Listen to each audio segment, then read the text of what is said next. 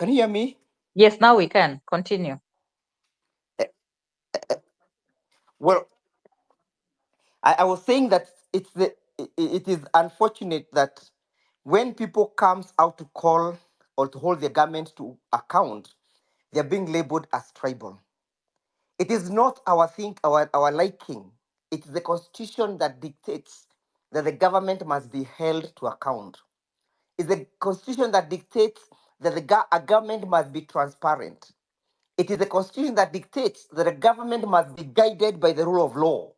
And when a government fails to meet those tenets, it is the responsibility of every citizen to uphold and to remind that government that it must be called to order and must be reminded that it must act within the four corners of the Constitution. Therefore, it is not tribalism for us when we come out to hold Mr. William Ruto and his rogue regime to account. It is what is expected of us. It is the legitimate expectation that the Constitution has bestowed and dictated us to do. Therefore, I would also wish to distance myself from the sentiments being aired by senior counsel. It is an attempt to profile this struggle. That's a struggle that is only coming from one side of the community. That is not true. It is not true that Zakali Jinu is being hoarded out of office. It is a rogue regime that is being hoarded out of office. Unfortunately, the person who is at the helm is Zakali. We never made it that way. He's the one who sought for the votes. And when we voted for him, we never considered him to be a Kalenjin. We voted for Mr. William Samoei Ruto. 7.2 million votes. Those were not Kalenjin votes, those were Kenyan votes.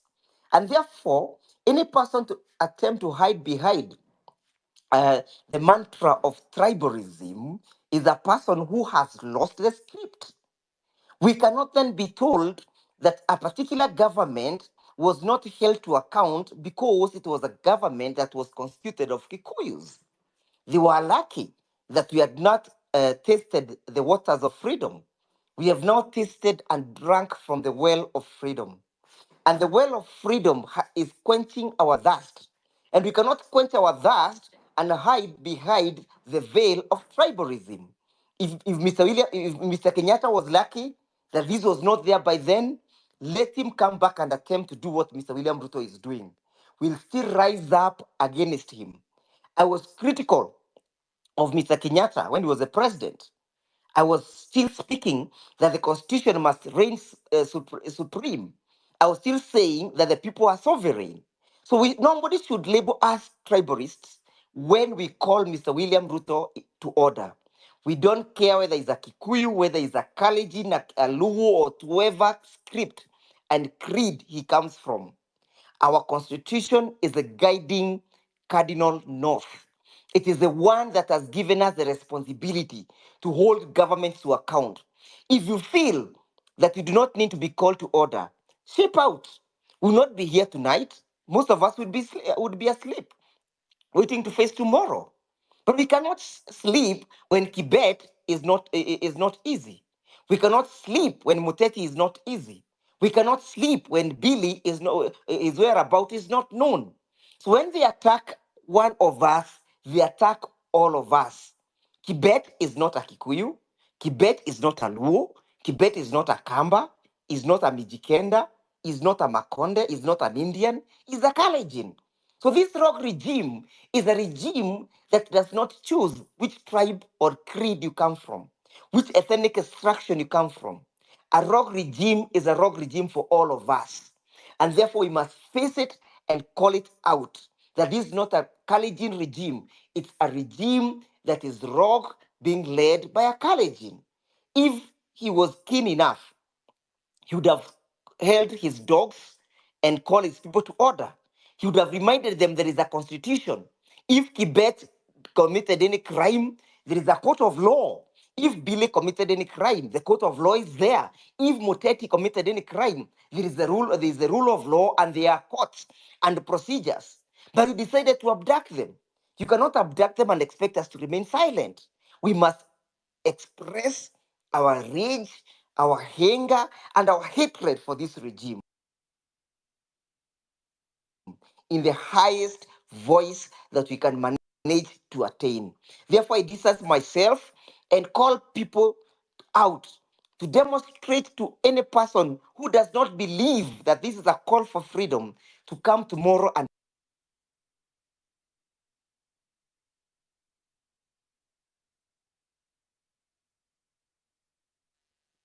Thank you very much, Wakili. We have Professor Kibwana, who has come in a bit late. I don't know if you are listening incognito and if you've heard the conversation, but we actually end on a bad note because abductions are already a difficult subject, a reality. Families do not have their young ones. And then someone goes and says, if tomorrow the demonstrations go this way, then he's actually playing political analysis with people's lives. So you found people's temperatures have gone up again. So Professor Kibwana, kindly join the conversation and make your submission. Thank you very much, Hilary, Redemptor, Abdi, and all the general and all colleagues who are in this space. Actually, I was listening because I was traveling. I have been listening for a long time, but just more recently listened. I came on board to listen, and I wanted to listen, but actually it was what Dr. Milton said, which made me ask for an opportunity to pitch in.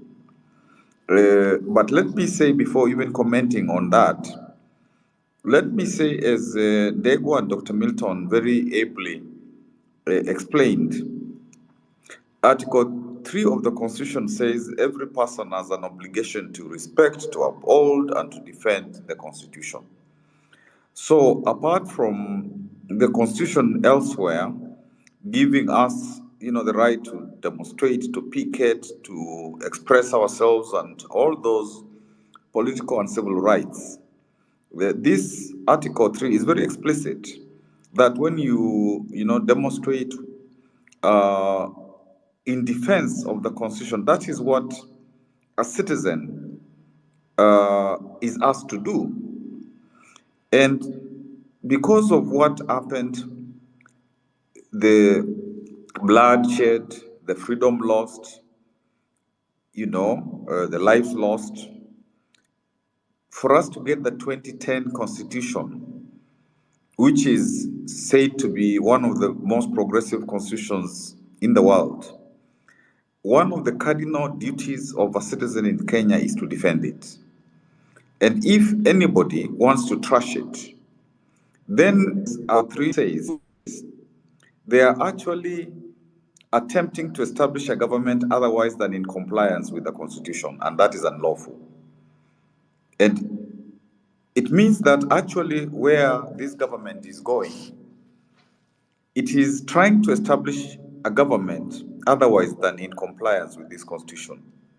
And that is unlawful. I think that's something that needs to be emphasized, that a government can reach a point where it contradicts the Constitution, and according to this Constitution, therefore, even if the government was elected lawfully, in a lawful way, then it transits into establishing some other form of government which is unlawful because it does not comply with the Constitution. And I think that's something that needs to be repeated. And for those who are in office to be told that when you abrogate, most of the Constitution, then it means that you are not carrying on a government as anticipated by this Constitution, and therefore what you're doing is unlawful. I think, and that Dego and Milton and also Miguna, the general, this is something that they and others emphasized. Uh, you see, one thing that is very troubling is, by and large, those of us who grew during Moi actually was targeting mostly the senior people. And those days, the Railas, the Mutungas, he was targeting Matiba. He was targeting those senior people, and of course, those who are assassinated in terms of their autocracy, his dictatorship.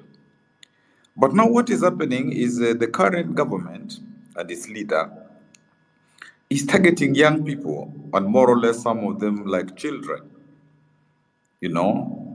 So, this is really extremely worrying if the people that you target, not that you should target anybody, but if now you are transiting in targeting the very young and almost children, then it means, as was indicated, that there's an astounding level of desperation, and you're targeting them for simply expressing themselves in the way they know how.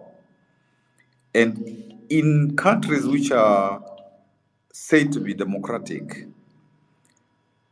presidents are told many things. They're even told we will impeach you, and there are even processes to impeach them and processes to, do all sorts of things. For example, in America, in wherever. And, matters go to court. Even people will take matters to court, and they do all those things that democracies permit.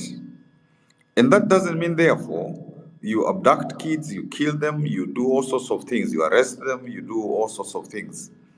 So even this is elementary, to know that there are boundaries, and you simply you have to swallow this. You have to know that this is the price you pay for being in leadership. You're in leadership to deliver.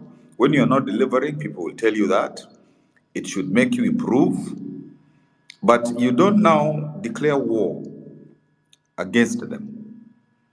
And this, these are very, very, very ordinary things that anybody who has been in office, and especially in the Africa of, the 2020s, and in the world of the 2020s. So, after getting the Constitution in 2010, this 14 years later, and after, the struggle for the Constitution from 90s, 34 years later, you can't reverse it. It's the train has left station. You can't reverse the people. I think it was Ndegwa who said, the tree of freedom, and people, this generation of young people who have grown into freedom, you can't unfree them. And I think when this dawns on the leadership, and then, if possible, I don't know, they commit to other ways of dealing with the citizenry, then maybe there could be, a better situation, but I doubt. Now, these abductions are the new form of detention without trial, because previously, of course, under the other party, under the other constitution, the 1963 constitution as amended, you could detain people without trial. But because that facility is not available now, so now the abductions and those forced arrests and stuff are the new detention without trial. And this can't sit well in our current situation. And this must be resisted. It must be resisted. Now, when you tell parents that I will stop abducting your children, when you tell them to behave, that is like using abductions to mobilize parents to support the president. And of course, we know that those of, people who are parents and of, kids who are 20, 30s and so on, they have their own mind. And we could be different from them in how they think, baby boomers, X, and so on. So one has to respect that. One has to see that as a way of growing. One has to say that these are the new ideas that are going to take the country, further ahead, and not for us to go back. Actually, the fundamental problem in our country is, like Moy said, President Moy said, that Kanu will rule for 100 years. Meaning even when he was not around, people were in Kanu and who go into other parties, and it looks like it's not Kanu and it's still Kanu. So it means that we have to say whoever was in Kanu, we cannot trust them. And so we need, for leadership in this country, for people who are not in Kanu.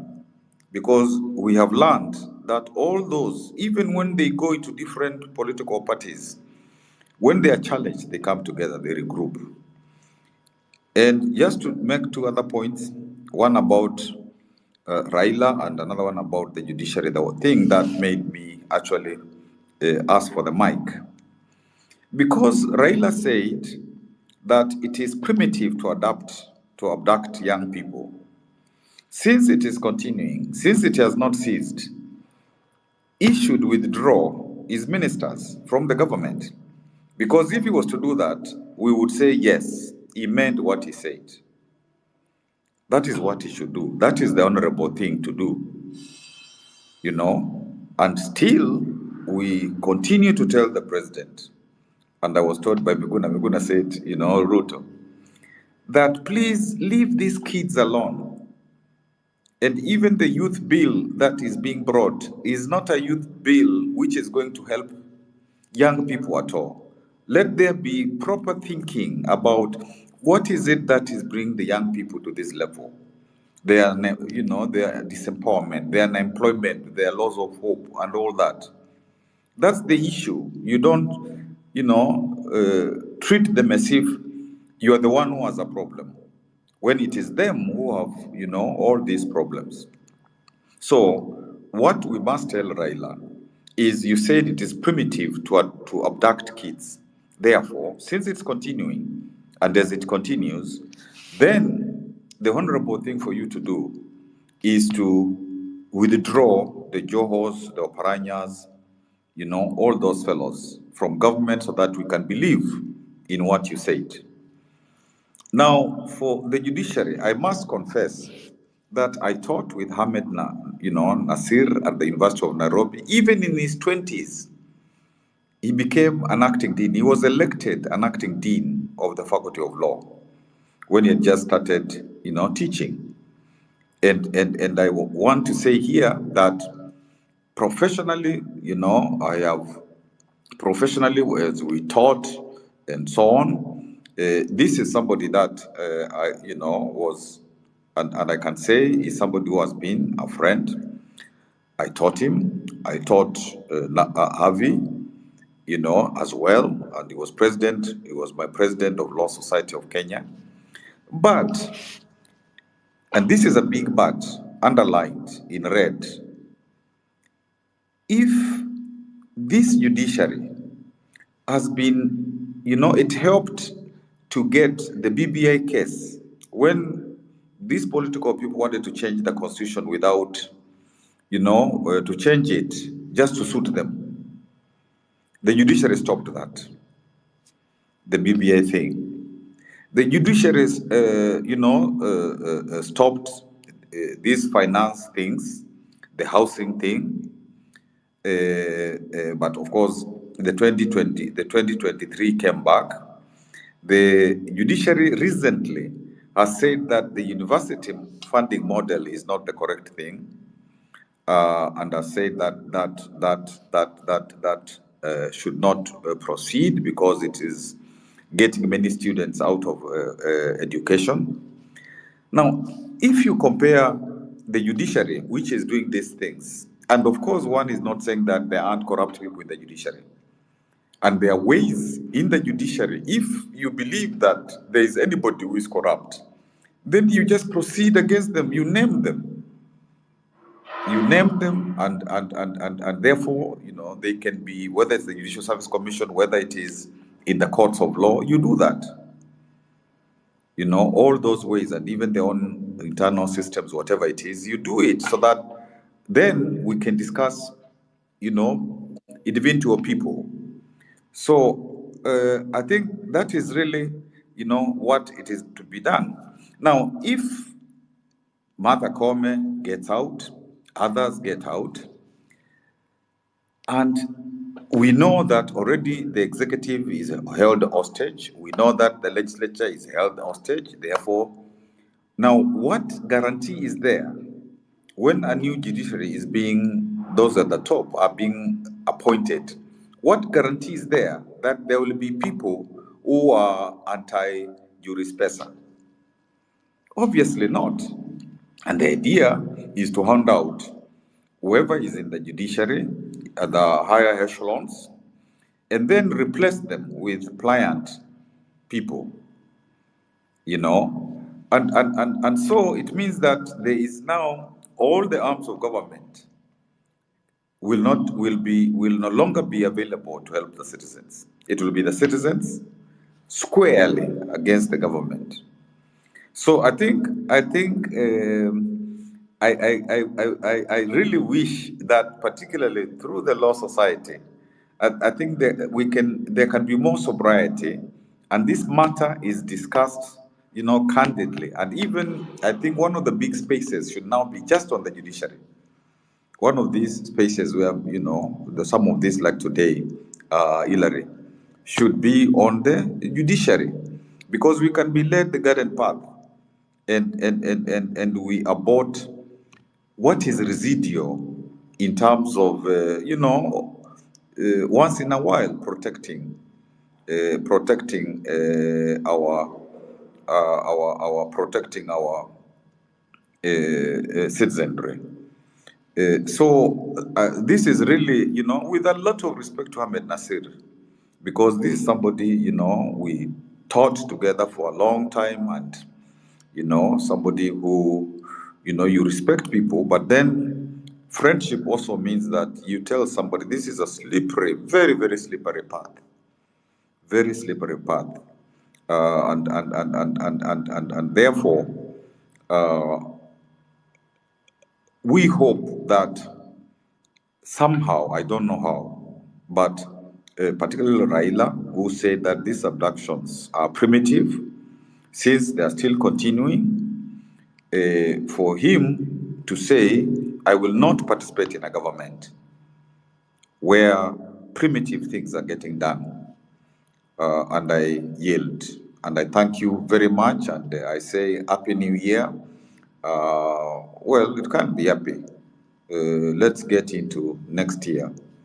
And really let us say that it is not negotiable for our constitution to be trashed.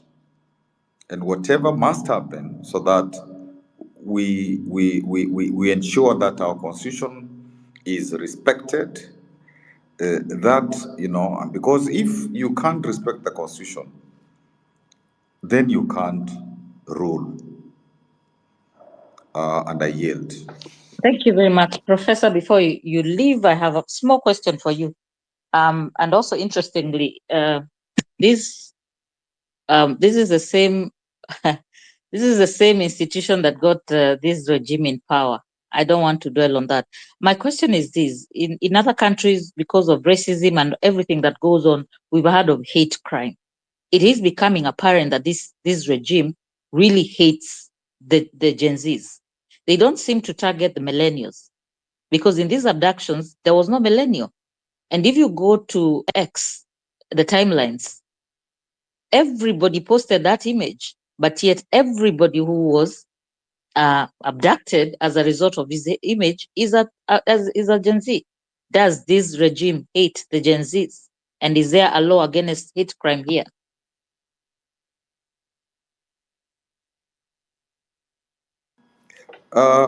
You see, when the judiciary redemptor. When the judiciary, in the court, in the case that affirmed that the current president Ruto had won the elections, when they did that, according to them, that according to them was the law, and they saw that that was the law, and so on. Now, this government, therefore, would say I should not fight against those people, because those people, when my win was being contested, they said according to the law, I have won. So under normal circumstances, one would expect, therefore, that there would be respect for this particular judiciary. But this is the opposite that is happening, and it's because when the government wants decisions that are pro-government, they are not getting them. And therefore, they want to replace the leadership with people who are going to hand them over decisions that they want, so that the judiciary is captured. You see? So even if you try to make friends with the current government, unless you exactly what they want all the time, then you can't be their friend. Now, these young people, the Gen Zs, who they're exposed to, they go into the social media and they Google and they do all those things. They are very tech savvy, and therefore, and very talented. Like, under normal circumstances, if there was work for them, then this IT and tech talent they have, they would use it to do the jobs. Now that there are no jobs, they are doing it to, if they can get the government out, so that there can be another government which can make provision for them. So the system realizes that these people, even in their youth, whatever it is that they're doing is discomforting them a lot. And these are things that go to the international community, to everywhere. You can't hide them.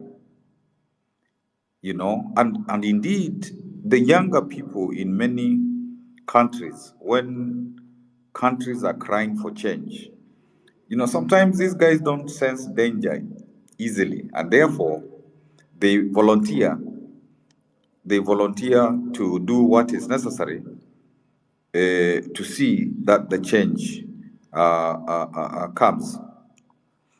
And you see, if you traumatize a generation, if you instill fear, if you try to negate them, then you are attacking your future.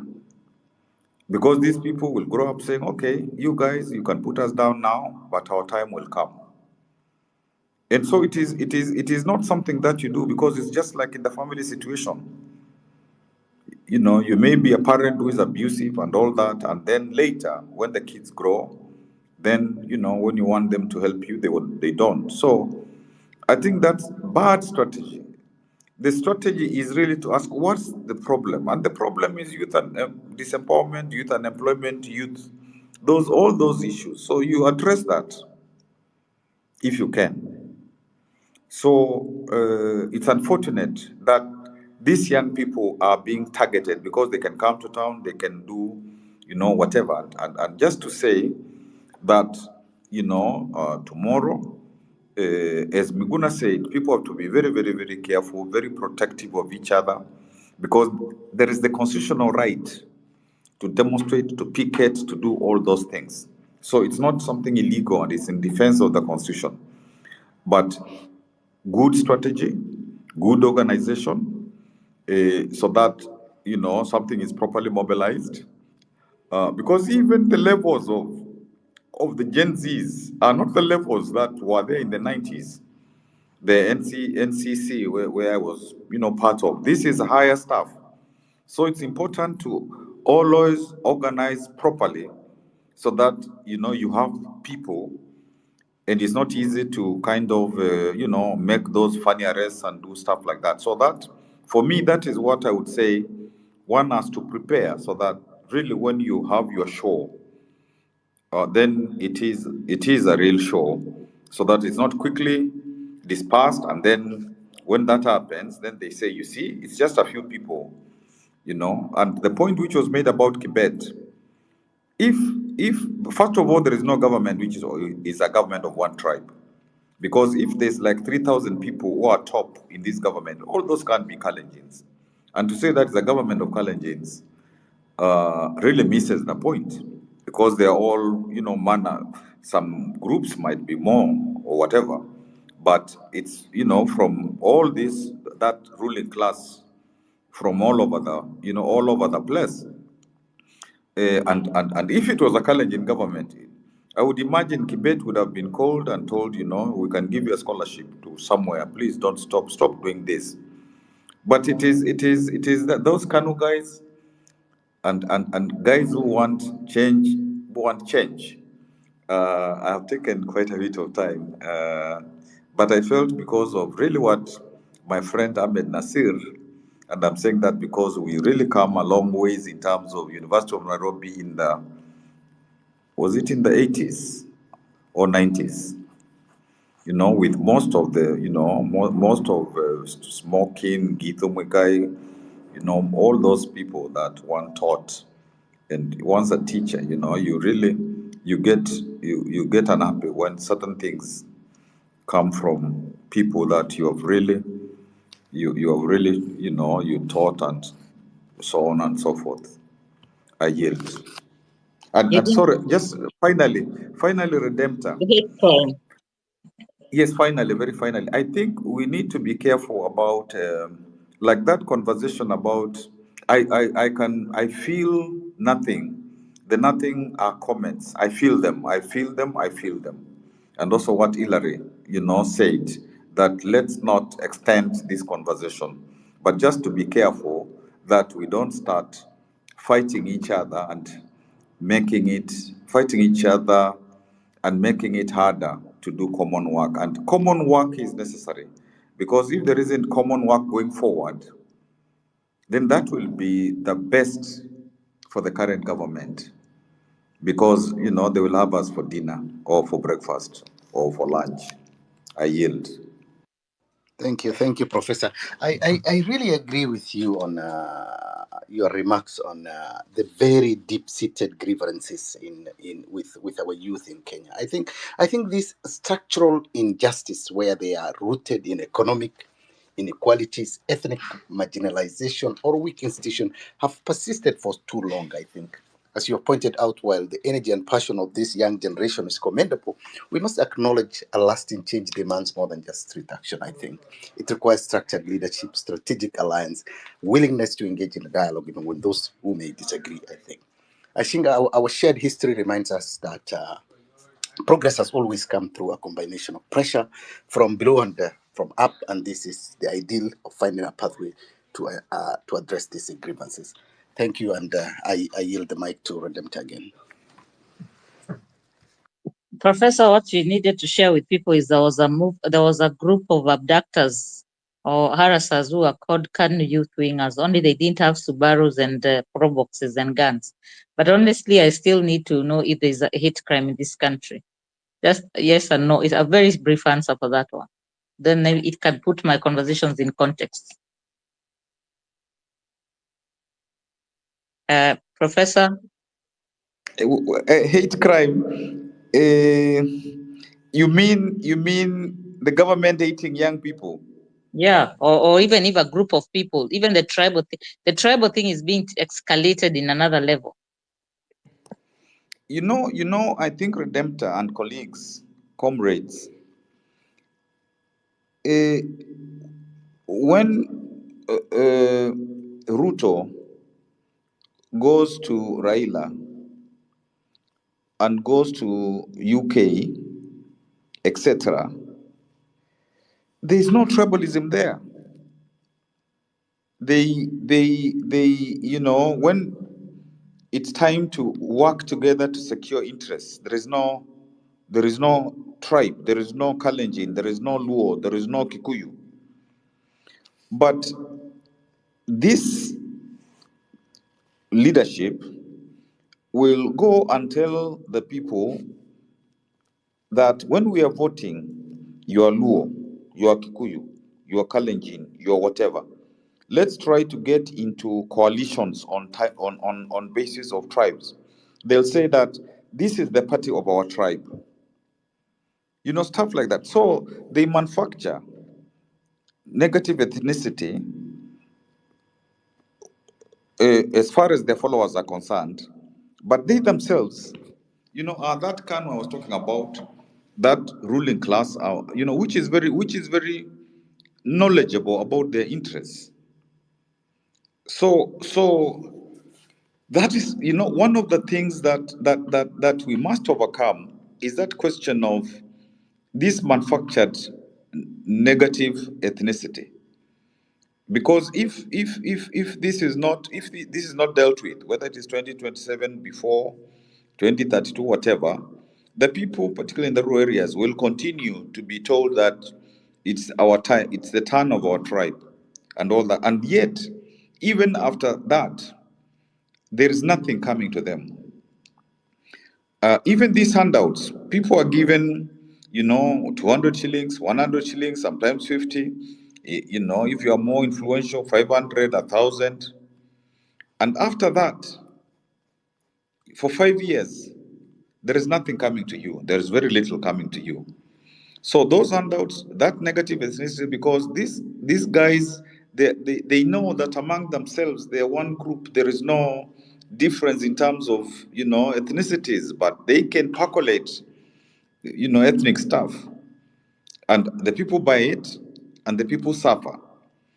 So I think there is a lot of work there, and again, in another space, we'll probably talk about these issues of negative ethnicity, and these handouts things, the things that make, and the political parties, you know, these political parties, like, they are political parties which are dominant in a particular region because they have created that narrative, and yet they are not held accountable when there is corruption by the governors in their parties, or whoever in their parties. There is no accountability.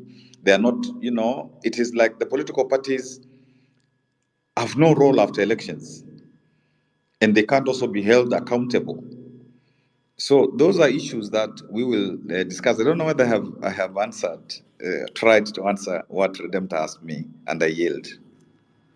You have promised to come to the next show, so I will ask those questions then. Right now, our concern is that we are not crossing the year without our young people. The protests then must continue up to the New Year's. That's my opinion.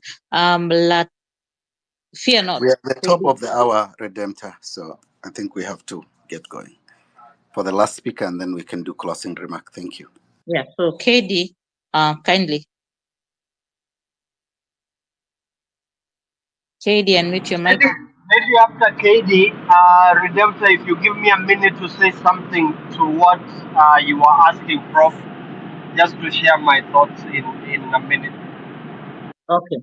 KD, unmute. We are closing the show. Yeah, thank you. Thank you, everyone. Thank you, Hillary, for this. This has been a very good space for just like sharing and talking to everyone, and the enlightenment as well. Dr. Kivuda has quite painted some of the whatever's in the questions I had, especially like when you talk about handouts and stuff. We have to get to a point and be honest with ourselves, because most of the things we do are what bring us to where we are. You know, for instance, when you say handouts, there was whatever yesterday on how much the government has spent in the last 3 months, and this guy spent 11 billion, 11 billion, something like that, 11 million. They spent 3 billion in 3 months, and him by himself spent 11 million. So we'll go about and start saying this government is extravagant, yet we are the same people who receive the handouts. And I believe it just starts with the small disciplines we have to give ourselves of learning how to deny ourselves and having that discipline of saying we are not falling for this, because that is a good example. Being bought lightly. When we talk about getting out there on the streets, some think it's more or less of a, it's for some people and not everyone. This thing, 3-4 months ago, we said Safaricom is the one that is abducting our children. How many of us actually took up the initiative of saying, I think I have to let go of this line? But we are so much accustomed to this system that we have been, we are fish in an aquarium. So you really think you're comfortable because you don't, it doesn't hit you until that day when that aquarium breaks and the water spills off. That's when you realize, wow, this could also be my own child, to be my own kid who's, and what hurts me most is we will still end up now being the victims, because right now we say let's go out there and we don't. You want to go ahead and do your own activities every day, go in the kazini, open your shop, or whatever you do. I want you to sit down and ask yourself this question: what is the situation with the parents of these children? Can they sleep? Can they eat? Can they wake up? And even if maybe you have your own business or you're employed, are you in a position to actually go and open that shop and say, I'm going to bring more whatever stock to replenish my shop and make sure I'm in business? So I think it's just upon us to have that number one discipline here. It's the small things we will do for us to get to say, no, enough is enough. When they come to church, they say something stupid, we clap at them. We are endorsing them. You have a right to get to a point and say, no, I've had enough of this and I just need to have change. Because from where I sit, what I tell myself is we should stamp our foot down and have this attitude of this thing will never happen again. Whether it's Kivuda who's going to be president or Redemptor or whoever, no one should ever come and break the law in terms of the right of any citizen. No one should ever be abducted again. There has to be law, and law has to be followed, and law should be equal to everyone in the country, not some and others. So I just want to leave it at that, and I hope we all commence and try to replenish ourselves, even as we jump into the new year. Think of it as starting anew in the things that have been your weakness. Thank you. Thank you. Thank you very much, KD. Thank you for those submissions. Dr. Milton? Dr. Milton, unmute. I know I can hear you on transit. Even as you're coming back on, I don't know if you can hear me. Bonnie? Actually, I Bonnie? don't have anything else to say. Can you hear me? I don't have anything else to say. Let's go get it. Let's go do it. Thank you. Milton? Okay. Dr. Milton? Yes, I wanted to say this. There is something. There is some truth in the fact that this regime has hatred for the young people, but it's not just for the young people. It is anybody that would remind them of their incompetence. That would definitely be an enemy of this regime. That is, I mean, it is as simple as that. And the reason why they are targeting the Gen Zs is because they know that this is the generation that is ambitious. This is the generation that even some of them, these are the youth who will go. They have all the time. They are tech savvy, and they will dig back into where this regime, or especially Ruto, where he lied. These are the people who have been compiling together and reminding the country indeed that this is what this guy told you and this is what he is doing. So to that extent, they become easy target because they are jobless. Number one, I would want to say here without any fear of contradiction that William Ruto and his team, they believe that everybody has a price. And I say so because I have been approached myself. They believe that anybody, mtu yoyote anaweza nunuliwa.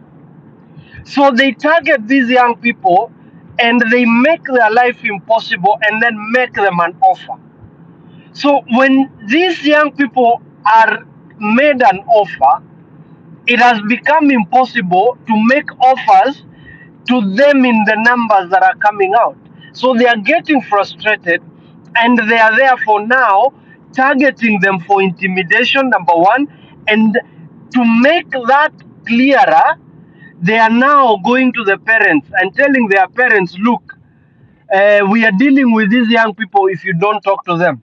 So they want to apply reverse psychology on these young people and their parents so that then it becomes easy for them to get away with what they are doing, and so that the parents like you redemptor utaambia mtoto wako wachana na kupigana na serikali, unajua serikali ina mkono mrefu.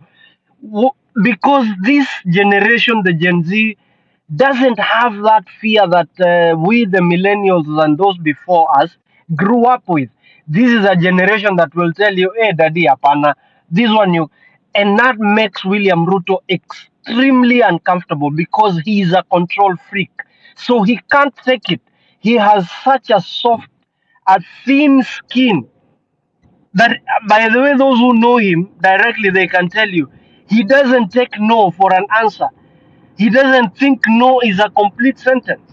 That is why he would respond with a to a mosquito bite with a hammer, because he is so weak, he is so intimidated, and he doesn't understand how money cannot buy loyalty, because the choir around him is about money. That is how he has got his loyalty. So anybody who stands against him, anybody that will remind William Ruto of his incompetence, is an enemy. So it's not just Gen Z. It's just that Gen Zs are going all out and they are saying things that those of us who are older would probably not tell him on his face. Thank you, Dr. Milton. Over to you, Redemptor. Yeah, my final submission is that a few days ago, the president told us to talk to our young people. And when you go to the timeline, end abductions in KE is still trending on the 4th day. And the images that made them upset have multiplied. In fact, now there are worse images in bikinis and the rest. So that means what? We are not holding our children's phones. They are adults. And two, we were beaten by our parents and they told us not to cry. In fact, we were not supposed to make a heaving sound when they beat us. And we improved and we said we were not going to do that to our children. So when they cry, we listen. When we beat them, we explain to them why we beat them, and we beat them with love. We discipline them with love. We taught our children to speak the truth, and that's what they've been doing. So I can tell you on this one, we have no control. And if our children have broken the law, we will love them even in prison. So they cannot be children and be abducted.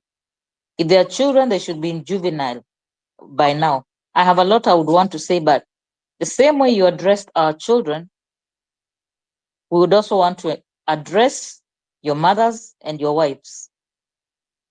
The pain of childbirth is forgotten when we hold our children in our hands. And it is unnatural for mothers to bury their sons and their daughters.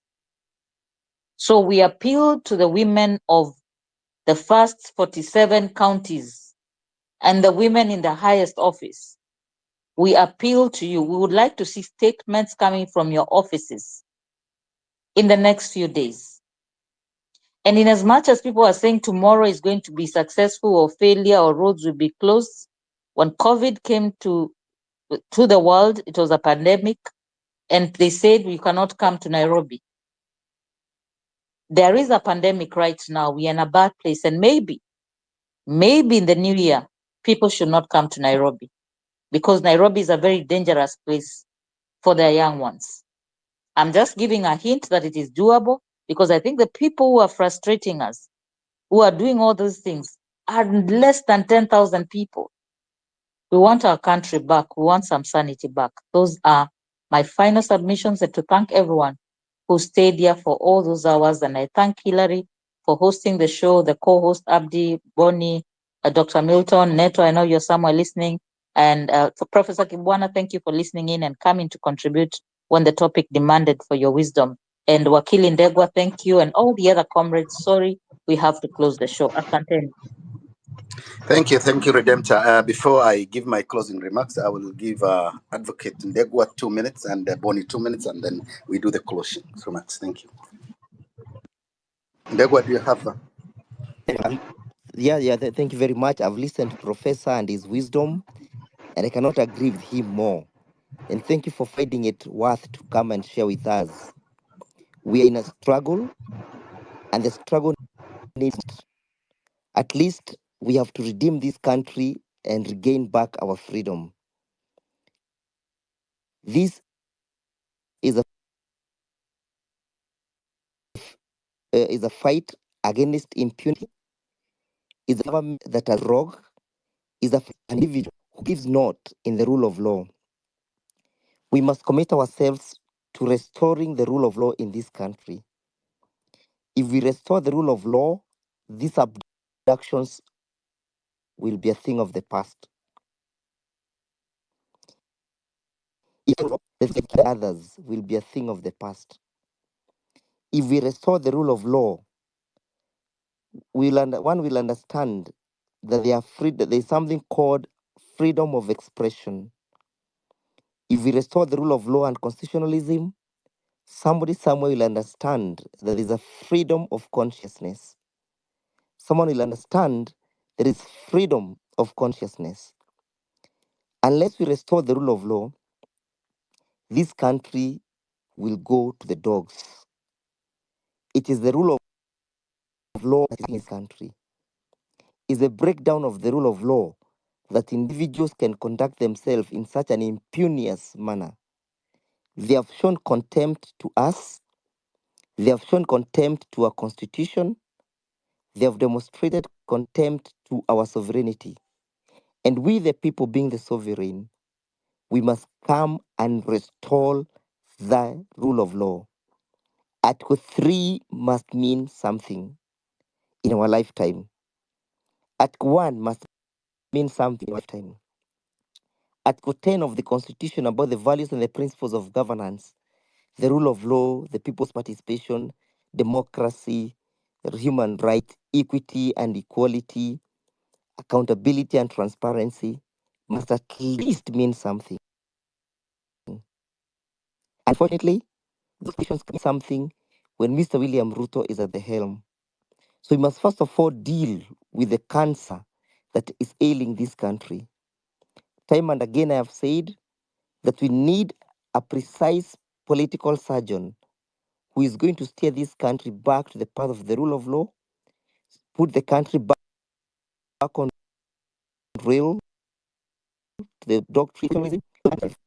Comrades, we are in a struggle, and we must be committed to the struggle for ourselves and the future generation, so that the future generation may not blame us for having allowed our constitution to be mutilated. If we do not defend, if we do not come out and defend the constitution will be too weak to defend us. May I wish you a happy new year and a year that will resolve to struggle towards getting a government of the people, by the people, and for the people. Good night. Thank you, Wakili. 2 minutes, Bonnie. Let's be quick. Thank you. Thank you. Thank you. Can you hear me? Loud and clear. Thank you. So I just thought of a message that I wanted to pass to Kenyans, which is, and I've said this before, I really want to implore Kenyans to think that, to understand that this moment in this discourse they've engaged in is not a discussion around government. It's not a discussion around, which set of politicians are going to be ruling us over the next, 5, 10 years, right? You're hearing from a lot of us. Some of us are new to national politics. Some of us are, seasoned people like Governor Kibwana. I really want to make sure that Kenyans understand that this discourse is about the country that we want to be.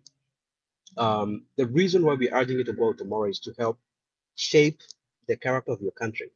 Are we going to be a country where the Constitution means anything? We are proud of our Constitution in this country, but it does not mean anything if it doesn't protect you uh, from being picked up by the government in the middle of the street in broad daylight without any justification. It does not mean anything if it cannot protect you from being picked up for no reason, right?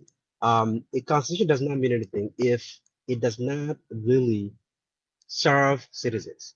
And so we urge you to go out because I need you to connect having a constitution and actually defending it. It doesn't mean anything if you do not go out and protect it.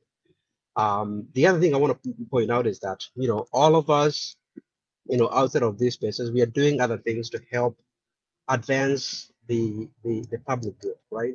Help the cause of the country.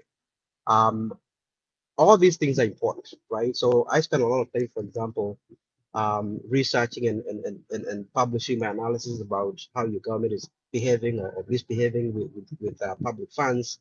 And I do that because I can connect the importance of resources in executing on the Constitution. The Constitution doesn't mean anything. It can tell you that you have rights to healthcare, to education, but if you don't have the resources to be able to execute on it, it doesn't mean anything. So look in yourself and ask you how you can serve your country. All of us have a role that we can play. Look in yourself and ask yourself, beyond tomorrow, what is it that you can do for your country? And then find that thing that you can do, and then start doing it, and then we'll all be helping develop and build a better country for all of us. Thank you. Thank you, Bonnie. Thank you so much. As we come to close, to the end of this powerful conversation, let us remember that the fight for justice, freedom, and democracy is not a sprint, as Dr. Milton says, it's always a marathon. The story we have heard tonight, the names of those missing, the voices of their families, remind us of the deep wound our nation bears. These are not isolated incidents, but symptoms of a system that has lost its moral compass. We, the people, are the soul of this nation. When we speak with authority of the Constitution and the collective will of a unified citizenry. The pain of the mothers waiting for her son, the emptiness of a child missing their father, and the silence of an empty chair at the family table should never be our reality. We must channel our outrage into action. We must demand accountability, not just with words, but with sustained pressure. This is our fight, our generational moment to rise and ensure that Kenya becomes a nation where human rights are sacred and not optional. Tonight we have shown we are not only we. Tonight we have shown that we will not be silenced. We will not be intimidated. We will not be. We will not rest until every abducted Kenyan is accounted for, until every perpetrator faces justice, until every family can heal from the horrors of enforced disappearance. Thank you, all the speakers, your contribution, and listeners. Our power lies in our unity, our courage, and our unwavering commitment to truth and justice. I think together we will reclaim Kenya. Let's go forward, firm in purpose and unshaken in resolve. The fight continues. We will win. Let's follow each other and let's soldier on. Thank you. Over to you, Hillary. Hillary will, Hillary will not be joining the mic. Something has happened and he cannot hear us. Unless you're back, Hillary. Okay, so we can just close the space then. Yeah. Thank So you, thank you. everyone, for attending. On behalf of Hillary, I just want to thank everyone who has joined the show. Too bad we can't give more mics, but we are here every Sunday. So join us next Sunday for this show. And depending on what will have happened in the coming weeks, we need everybody to come and let's talk. So on behalf of this show and everybody who has joined, and Hillary Gondi, our gracious host, we thank you. Let's see you next Sunday and have a great week. Today's Sunday, and have a Merry Christmas is over and Happy New Year. And Kenya will not have peace until our young people are at home. Asanteni sana. Happy New Year. Bye, everybody. Thank you.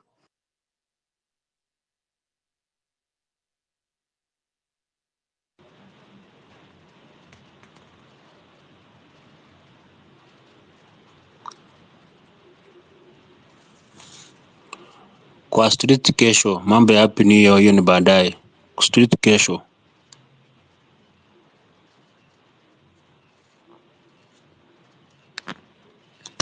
Okay. Okay, guys, Redemptor, you talking? Is Redemptor talking? Abdi, I can't hear you. Thank you so much. We are happy to see you and keep it live all the time. This is a pressure point moment that we usually be here. Nonini, my brother, I see you there. Thank you so much for joining us. And we really appreciate everybody. We've been here for more than 4 hours. This one to keep us alive all the time. It was end year's edition, and that's why we decided to take this long today.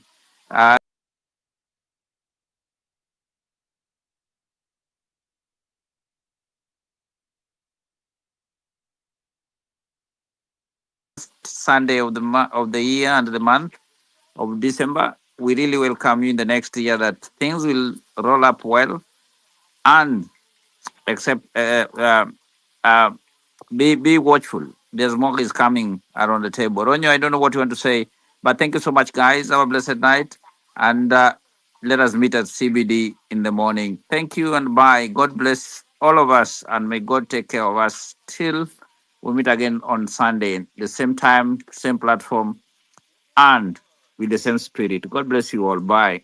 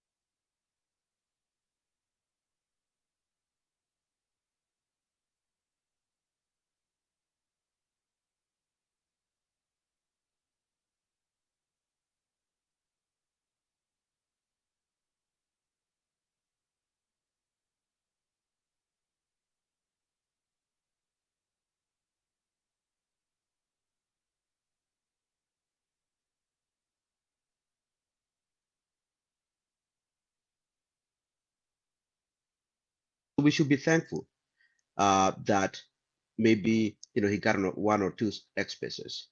Kenyans were killed on their own streets for doing nothing but asking the government to listen to them.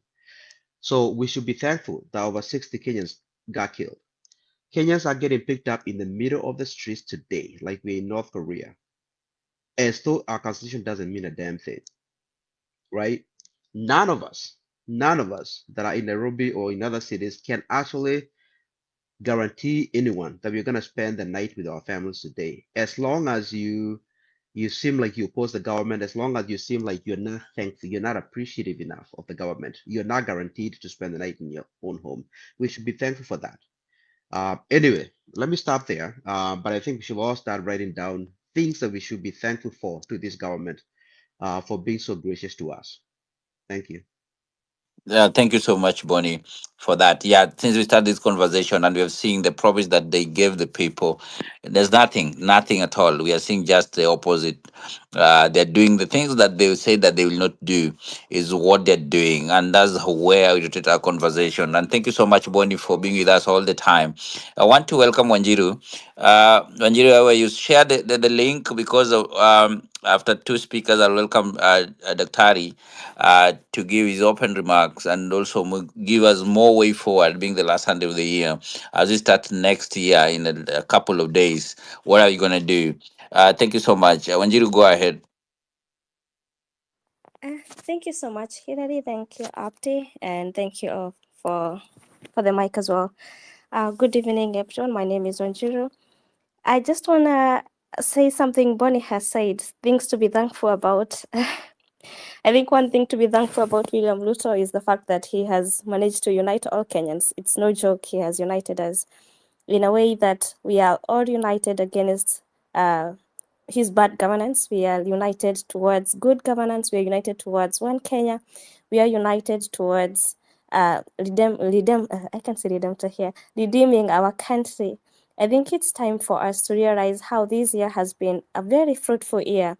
We have come up tribeless, leaderless, with a lot of unity that has been shown, and more specifically to youths of my age, and more specific to even women have come out, to speak about good governance, have come out to speak about zero abduction to our kids and our brothers.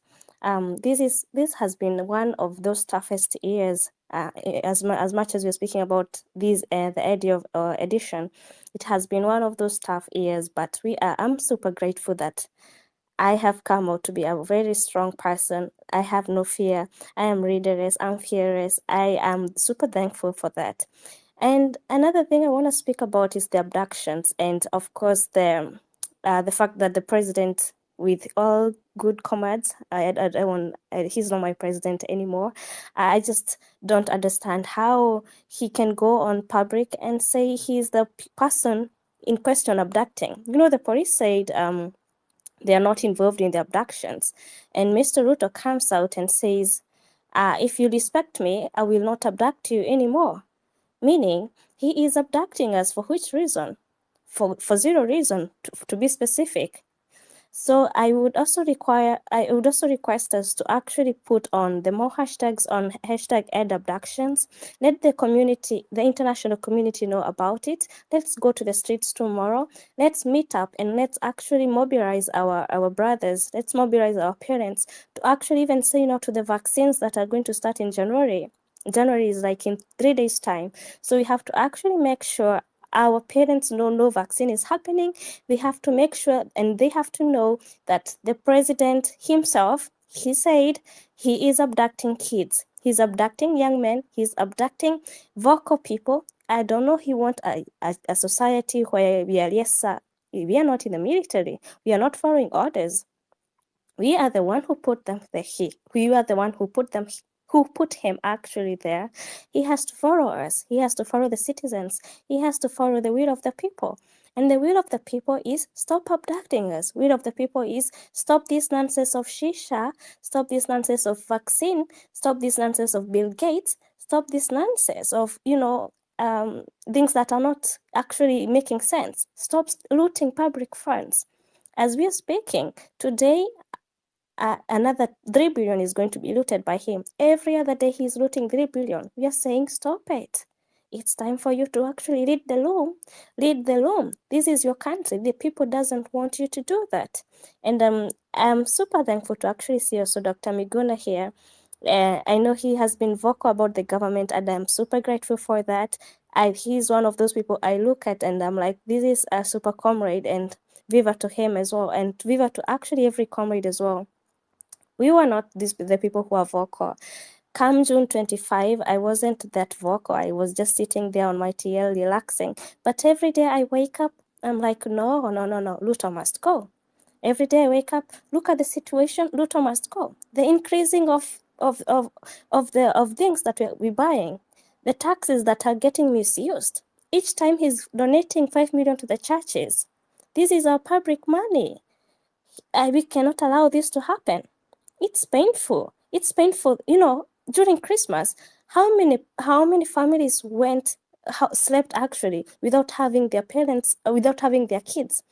Taking Mama Kibet as an example, I was listening to her testimony and it's painful. She took a loan of 200K to take Kibet to university in abroad, and what happened? Mr. Ruto abducted him on the Christmas Eve, and he was on church on this on Wednesday, I think on Friday as well, and today as well. He's still on church, doing what? Doing what? Hypocrisy. The hypocrisy we are seeing with I just want to also call out the church leaders. I don't know if next year 2025 it's going to be occupied churches. I don't know what we're going to, because we have to actually stop this nonsense of having politicians on pulpit. These politicians are stealing from us. These politicians are abducting Let's try us. to land. Thank you. Okay, thank you so much. I don't know what to say, but thank you as well, and thank you Abdi and Hillary. But Luto must go. Thank you so much, Wanjiru. We really appreciate your presence and all the time coming to the space and share. And actually, our space is diverse, and we give these people. Before Dr. Milton, then Dr. Miguna, I want to bring Dolphin. Dolphin has been there. Dolphin, can you share your idea during this NDI edition, being last Sunday of the year, and also what is happening in the country and way forward tomorrow? Dolphin, can you hear me? Right. Olwande, go ahead, and then Dr. Milton, then Dr. Miguna will give his views and open remarks. Share the space, follow each other all the time as we go ahead. Olwande, go ahead. Okay, thank you very much, Hilary, for this opportunity to speak to you. My name is Grace Olwande. I'm a children rights activist. And my own question is, I don't know what our president takes us for when he says that he's only going to stop abductions when we stop speaking about our rights in the social media. And again, I don't understand how our president is now telling us that our parents should speak to children. We are not children. We are just people who are dissatisfied. So it's very wrong for the president to speak in a sarcastic manner to mock its citizens. That is number one. Number two, I always say that Ruto is not somebody to chase home by a ballot. I have said this in spaces that the elections are stolen at Bomas of Kenya. If you look at the constitution of Kenya, there is nowhere it says that there should be Bomas of Kenya. We have a situation where politicians have normalized stealing elections at Bomas of Kenya. Elections are supposed to be announced at the constituency level, and we have 290 constituencies.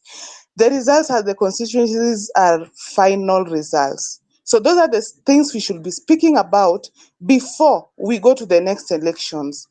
And Ruto is not somebody to remove from power through elections. It is by going to the streets, making noise until he gets out of office.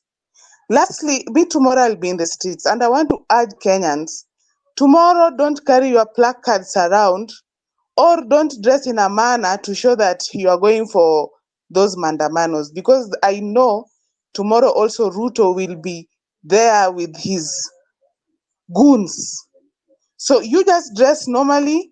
As you go there, when you've reached now town, remove all the tools that you have, which is your water, your plug card from your bag, and we start demonstrating. For me, I am for, we have to demonstrate until Ruto produce those young men that were abducted. We cannot continue in a country where citizens' rights are no longer important to politicians. So it is time we Kenyans, we get out from our comfort zones and demand for our rights. I won't talk much. Thank you, Hilary. Thank you so much, Olwande, for joining and also for sharing your views and giving way forward tomorrow. I've seen Redemptor comes in. Redemptor, you can say hi to the people, and then you welcome Dr. Milton. Then Dr. Minguna will pick it up from there. Redemptor, I see you. Welcome on board. Thank you very much. Good evening, good morning, whatever your time is. Happy holidays. Although some of us didn't have any happy holiday, we were keeping watch as mothers of the nation. The few that are woke, that know what is going on in the country. We have to keep speaking, and just the way we've been talked to as parents, we are also going to be making an appeal to the mothers of our leaders and their wives. We have to call everyone to order who bears a child, because we cannot raise children who become citizens only for them to be thrown back to being called children. So today, if I have an opportunity to make my submission, it's going solely to focus on the family unit, which is a pillar in society, and now it is also being attacked. All the other things we looked at in governance and all the other things we've been looking at, all of them have been ticked off, and now it's our turn. I would say in Kiswahili tumefikiwa, and we have to address it. So I'll invite Dr. Milton to give his opening remarks. Karibuni sana. Let's have a conversation and let us save our nation. We are in trouble. Thank you, Redemptor. I'll just put across for those joining us now. I just want to welcome them to this vital conversation. Let's bring them to speed on the critical issues we are tackling tonight: abduction and forced disappearances, and the profound implications these acts have on our democracy and national identity. I think this is not just a discussion; it is a rallying cry for justice, accountability. We're here tonight to confront a system that has betrayed its fundamental duty to protect its citizens. When lives are stolen and voices are silenced, it's not just the individual and the family who suffer, it is an entire nation. I think our focus tonight is to shine light on these atrocities, amplifying the voice of the oppressed, calling for immediate action. We are privileged to be joined still by our human rights defenders and leaders who continue to demand justice and uphold the rule of law. I think Dr. Miguna, together we are charting a path forward towards a Kenya where every life is valued, every voice is heard. I think for those who are joining us late, feel free to share your thoughts in the chat. Or in the chat session, or request the mic to contribute. I think this is a space for a rally to a unity call and collective courage. Together we'll reclaim our democracy, fight for the dignity of every Kenyan. Thank you. Over to you, Milton. Well, thank you very much. First of all, I want to, like I said, appreciate everybody for taking their time to be here. But most importantly, is to pay tribute to the men and women, boys and girls that have paid the ultimate price as we pursue the liberation struggle to make sure that our country is free from the shackles of the oppression under the William Ruto's illegitimate regime. I want to begin by underscoring something that we need to keep reminding ourselves and our people. First of all, William Ruto, we should not continue to dignify his illegitimacy by calling him President William Ruto. He has done everything that is contrary to what a president and the holder of the office of the president is supposed to do. And therefore, we should refer to him as William Ruto because that is who he is. He cannot be a president at a time, especially now, when he has already admitted to oppressing the people and to abducting Kenyans. One more. To abducting Kenyans simply because they are demanding that he be accountable and he governs the country well. So, to that extent, he is not anybody's president. He is a man who needs to be frog-marched out of State House and to the court martial and sent to prison. So, he is not President William Ruto, and we need to emphasize that as much. Now, he has admitted before the whole world that he is responsible for the abductions of the Kenyan people. I would want the Kenyans and everybody as we prepare for Maandamano tomorrow to be inspired by the courage of Julius Malema, who stood in parliament and said that he was not going to be gagged by the speaker who wanted to stop him from addressing Jacob Zuma, then president, and said that you cannot tell us to respect the rule of law when you are protecting a man who swore by the constitution but has violated the constitution. That should be the message Kenyans pass to William Ruto and say that together with his puppets in parliament, they can no longer speak to Kenyans because they have violated the constitution. And what Kenyans are demanding is that they do the only thing that people of his conduct do, which is to leave office and allow the Kenyan people to redefine who will occupy the office and who will do as per the aspirations of the Kenyan people. Number two, we are seeing an orchestrated scheme which we had written about. I wrote about it about 3 weeks ago, and I said that William Ruto has hatched a scheme against the person of the Chief Justice Martha Koome and the judiciary because they want to give it a bad name, and they want to give it a bad name before they feast on the judiciary. I want to say this today without any fear of contradiction that what we are seeing from a section of the bar led by the likes of Nelson Harvey and senior counsel Ahmed Nasir Abdullahi is a scheme that was plotted in State House against the judiciary. And they are doing the hatchet work for William Ruto by now demanding that we ban the house that is the judiciary so that William Ruto takes over, completes the takeover of the judiciary. And once he does that, in the absence of the IEBC, he wants to use his puppets in parliament to orchestrate an extension of a removal of the term limit and a continued capture on the people of Kenya, and so that he can continue to oppress them. We must, as we prepare for Maandamano tomorrow, we must also include the likes of Nelson Harvey and senior counsel Ahmed Nasir Abdullahi, who want to cheat the Kenyan people that we can deal with the executive and we can deal with the judiciary at the same time. I stand by my position that the judiciary is the last line of defense for the Kenyan people, and it will be the last one we fix. I do not like Martha Koome, but I do believe that we are not going to get victory in this battle if we now turn our guns away from William Ruto and his puppets in parliament and start fighting the judiciary. That is a distraction, and that is the epitome of imprudent action, and we would be acting against the wishes of the people. Kenyans, we must choose our battles wisely.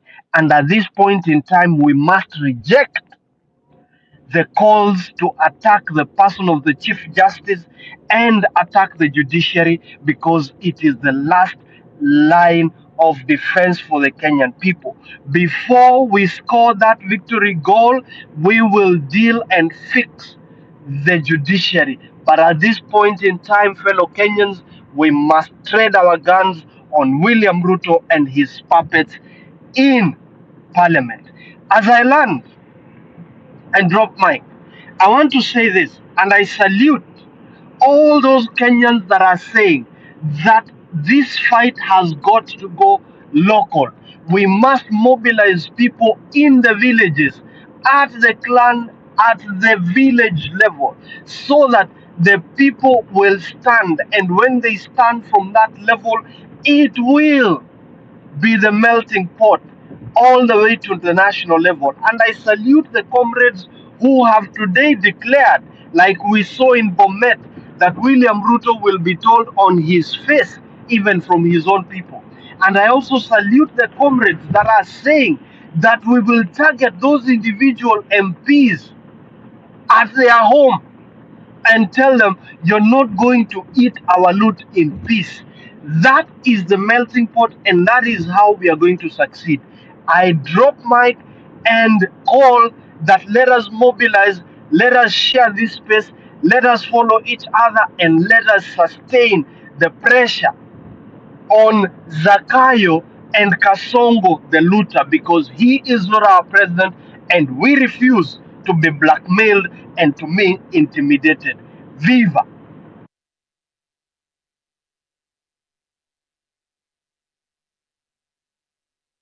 Thank you. Thank you. Thank you very much, Dr. Milton. Yes, Abdi, you can go on. Go ahead, Redemptor. Okay. Yeah, so we do invite Dr. Miguna.